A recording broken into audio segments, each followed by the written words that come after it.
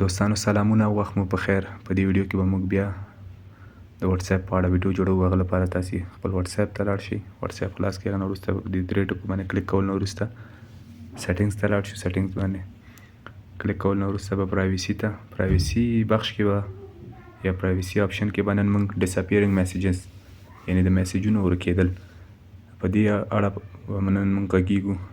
تاسې به ډیفالټ میسیج ټایمر یا په دې ځای باندې کلیک وکړئ.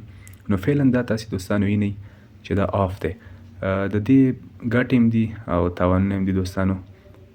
ګټه یې دا ده چې مثلا بعضې وخت کې تاسې غواړئ چې دا مقابل کوم چا سره چې تاسې په واتس اپ کې خبرې اترې کړي که وایس میسیجونه وي او که لیکلي پیغامونه وي نو غواړئ چې تاسې هغې سره دا پیغامونه پاتې نه شي.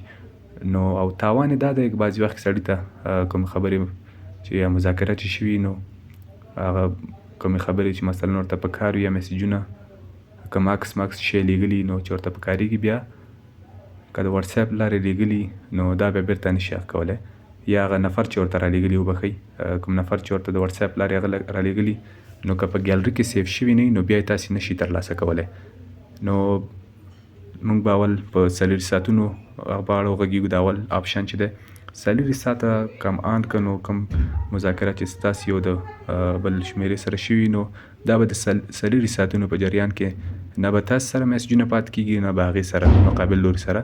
او که په 7 ورځو باندې کلیک وکړو 7 ډیز باندې دا به بیا د 7 ورځو په جریان کې او که په 90 باندې کلیک وکړو بیا په 3 میاشتو په جریان کې دا کوم مکالمات چې تاسې کړي د واتس اپ لارې دا به نه وي.